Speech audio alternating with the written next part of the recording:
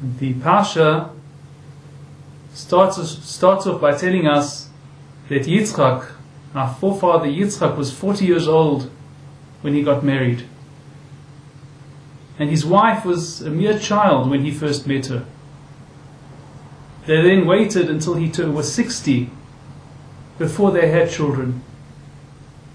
Moreover, the children, the twins that they gave birth to, one ended up fathering the Jewish people, and one of them ended up one of the worst enemies the Jewish people have ever had.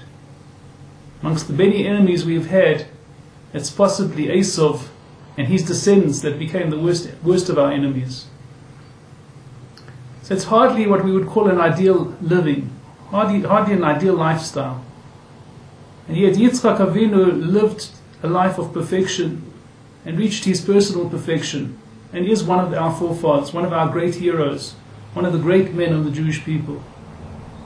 He and Rivka both were perfect people who lived perfect lives. And we're also often confronted with the idea that, we're not on schedule. Our lives aren't going like other people's lives seem to be going. Things seem to be wrong in our lives. We don't seem to be living as we should be living. We don't seem to be having what we should be having, what other people have. And that frustrates us. But this is the message. This is a message we can take, is that while our lives might not be ideal in terms of what our neighbors are doing, this doesn't prevent us from doing our best and from reaching our own personal achievements, our own personal goals, our own personal success and happiness. All of this is available to us. Moreover, another idea here, an important idea, is that since by linking ourselves to Torah, to Torah's mitzvahs, and to Torah living, to Torah lifestyle, so we basically link ourselves to eternity, we are then all eternal beings. An eternal being doesn't have a problem with time, because we're eternal. If there's something we haven't done yet, we can still do it. Doesn't matter how old we are, how young we are, or what setbacks we've suffered, we can always do what we're meant to do.